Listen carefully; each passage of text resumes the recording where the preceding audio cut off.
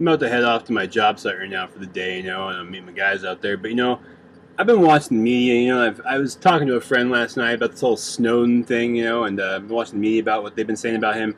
And I had an article somebody sent me the other day about him, or yesterday actually, on Business Insider. And the person sent me the article is all, he's a traitor. I will just give him the benefit of the doubt at first, and he's a traitor. He's giving secrets to China and stuff like that. And I took a step back from him for a second. I said, you know what?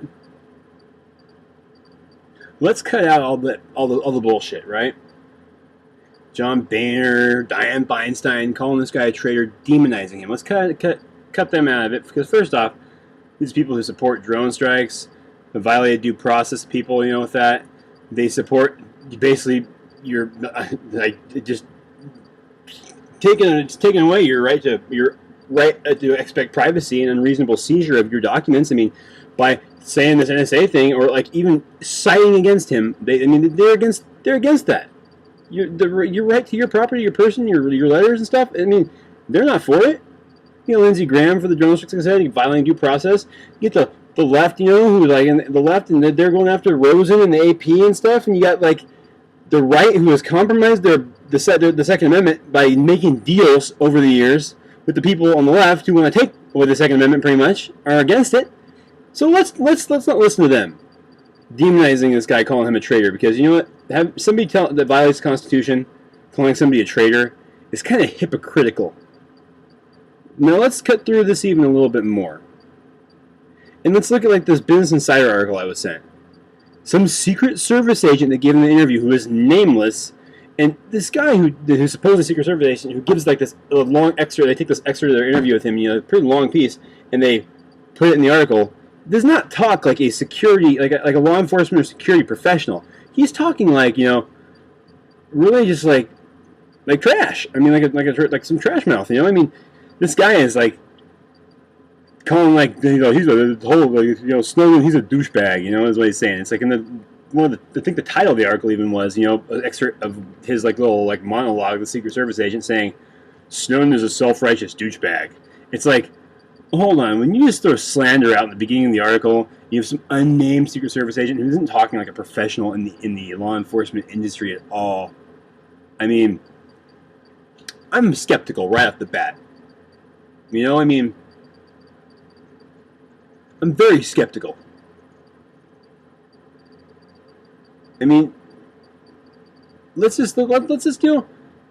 Let's trust our government, and let's say that he's a traitor, he must be a traitor. No. If they say he's a traitor, I'm inclined to believe the opposite. Because if the government has proven anything lately with the IRS, Benghazi, Extortion 17, all these different scandals, is that they're not worthy of being trusted. And in fact, they're the last people in the world you want to trust. And they don't have your best interest at heart.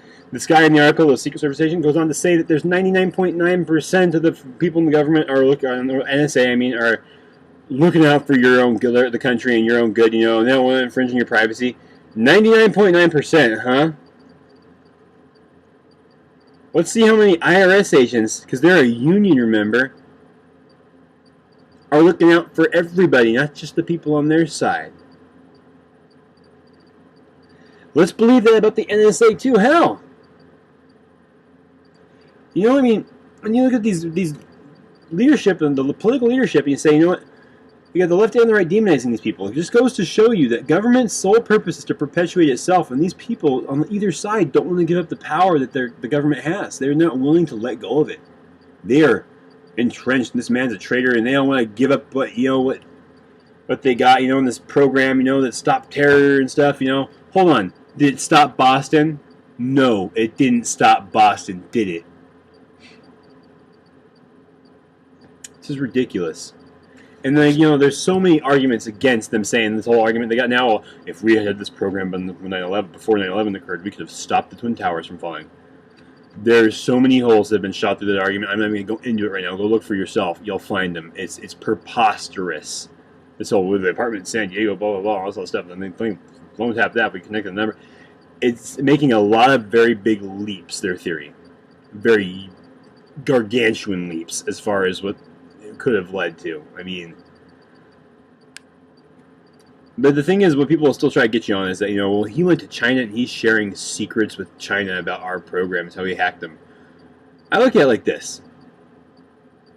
Snowden just knew that too many people are cowards in this country, and the political leadership and the government is so entrenched that there is no way that anybody would have his back. And he knew that. He saw this, that this can't go on. And guess what?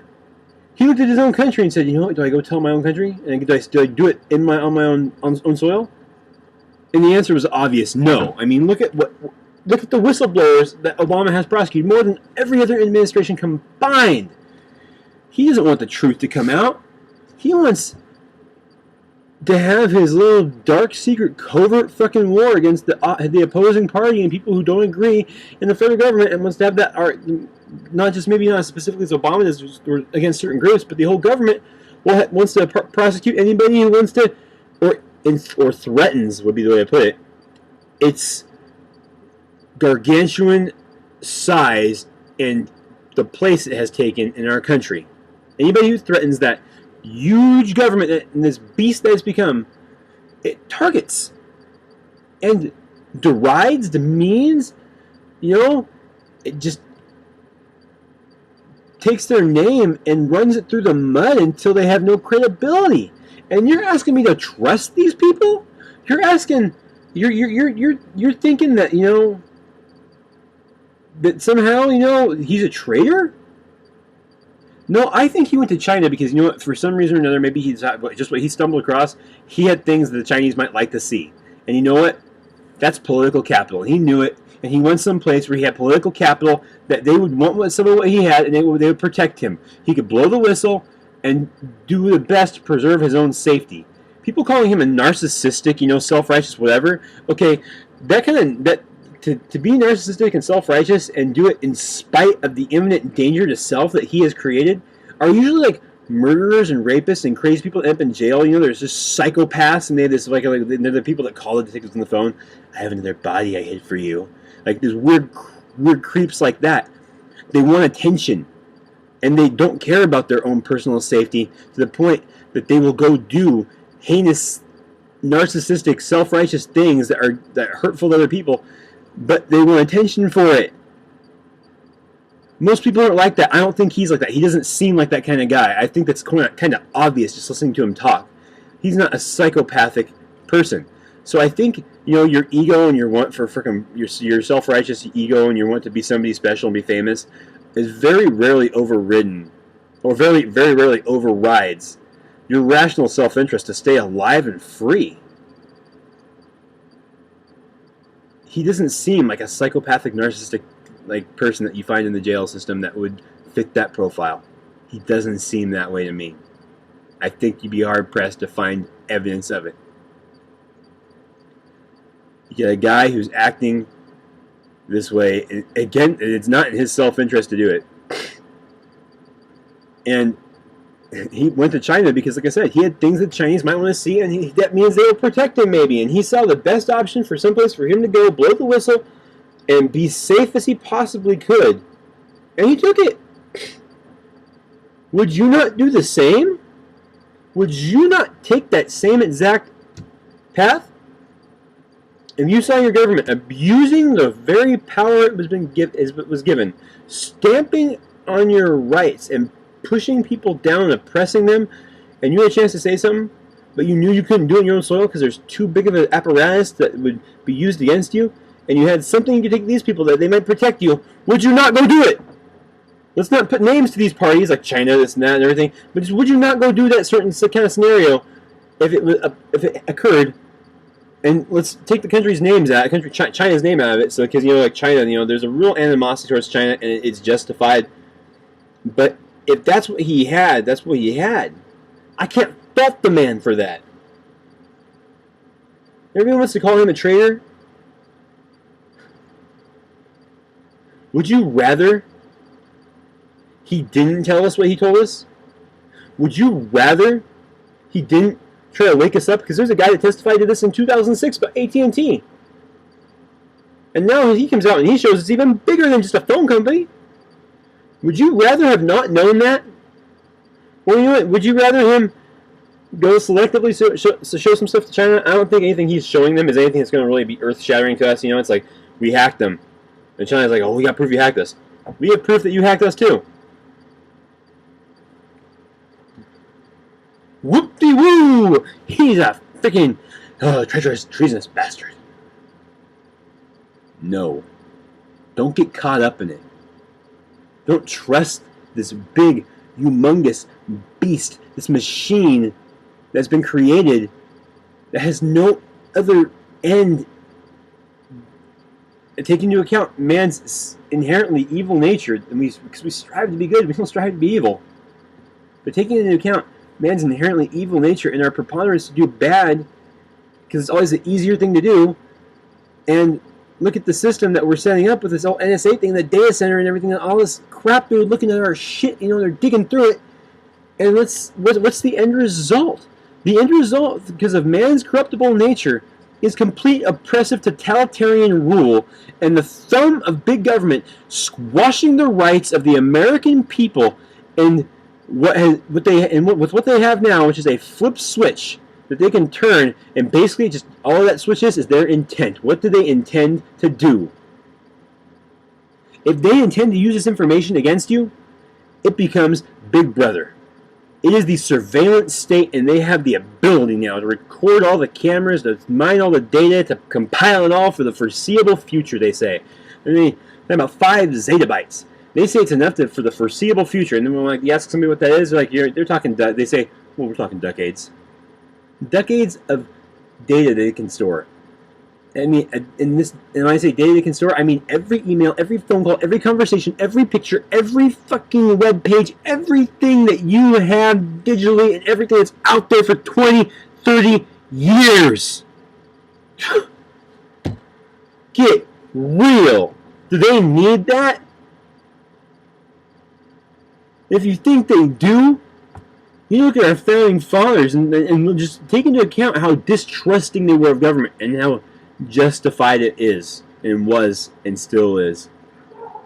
And then you listen to what Benjamin Franklin said. Benjamin Franklin said, and this holds true to this day, and it was as true this moment as the moment he said it, and that is, people who are willing to trade freedom for safety are deserving of neither and will eventually lose both. This is the beginning of the end. This is free America down the test tubes. And you guys calling him a traitor, calling Snowden a traitor, are freaking blind. You're lost. Wake up, because you know what? We all need to get on the same page, because people like you that separate our own party, John Boehner calling him a traitor, you clown shoe, arrogant, rhino, idiot, Constitution-violating, pig-headed moron. Might as well be a Democrat. Because the end result of what you're pushing is socialism, totalitarianism, communism, whatever you want to put. It could become a million things. We don't know where it would go. But you know what? It's the beginning of one of them. That's what this is. And you're behind it, Boehner, calling him a traitor. You're in league with Feinstein. You're saying the same thing. Oh, look at that. John Boehner and Dianne Feinstein agreeing on something. That is truly the fucking end of times. Wake up! If you don't do it now, when are you going to? When they're finally at your door to take you away because you make YouTube videos saying that the Constitution should be, as true today as it was back then? When they come to take you for saying that? When they come to take your gun? Are you going to think it's enough then? To actually finally stand up and do something? Because if you wait till then, it will be too late. Because they will have picked the time and the place for that battle, and they will be at your doorstep, and when they come to your doorstep, believe me, they're going to come ready. And they will pry your gun from your cold, dead fucking hands.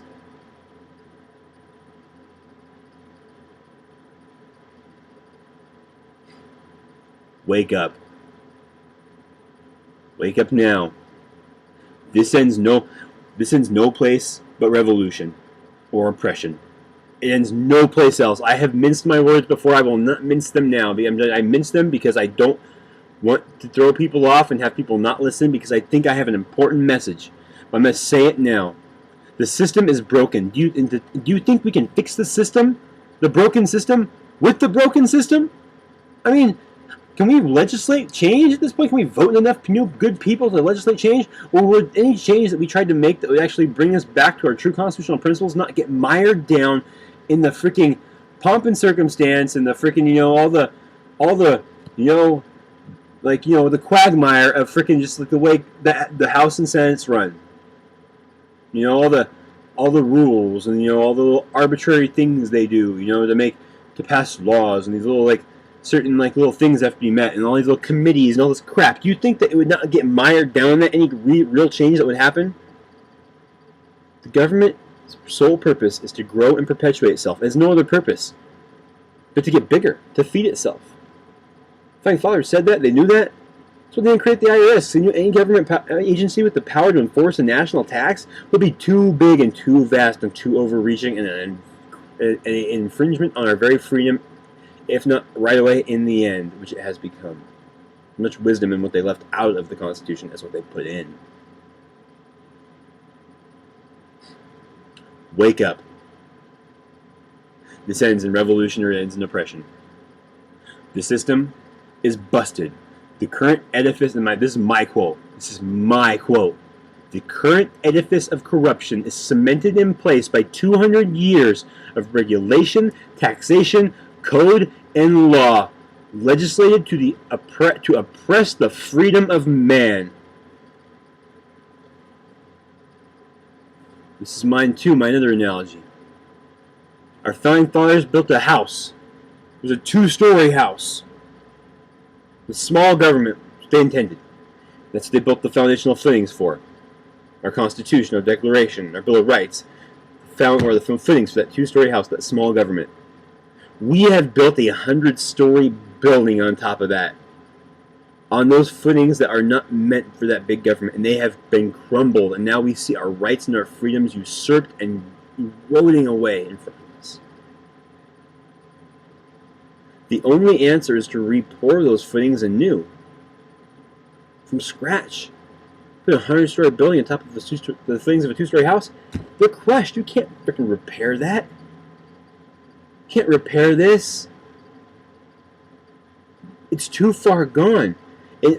Every law has to be scrapped back to the Bill of Rights, the Constitution, and the Declaration, and that's it. And in the legislature, needs to have the power only to deal with international affairs and not to legislate any domestic law. Get rid of the victimless crimes, all the rights that have been converted to crimes, and all the things that are privileges that are really rights, like driving your property, your own car on the roads that you freaking paid for with your taxes. How do they have a right to tell you to what you can do with property you bought on something you pay for? How can they tell you to do with that? And you know what? And registration? Well, I'm okay with keeping a record of cars and paying for them when I transfer a title, but why do I have to pay a yearly due to the government to use my property? What do I have to do? Start registering my blender soon? So when I use it, I gotta pay a yearly blender registration? Think how ridiculous it is. I know somebody's saying, well, we flood roads. Believe me, I have answers to that too, so don't get caught up on that point. You want to ask me about that? Leave a comment. Wake up. This goes nowhere good. We can't. This system needs to be renewed. We need to renew. You know, maybe it could happen non-violently. If it could, I am so for that. I'm all about it. But you think the government's really going to just give up its power and walk away from that and be like, oh, you know what? You were wrong. Sorry, guys. Don't fucking lie to yourself. Sorry to be vulgar, but don't fucking lie to yourself.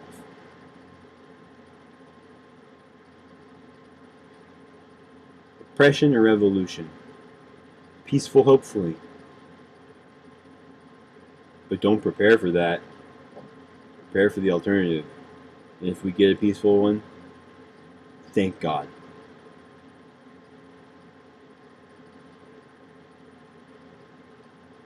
Thanks, guys. Sorry to be so down, but Snowden ain't a traitor. Our politicians are corrupt. And you're all being lied to.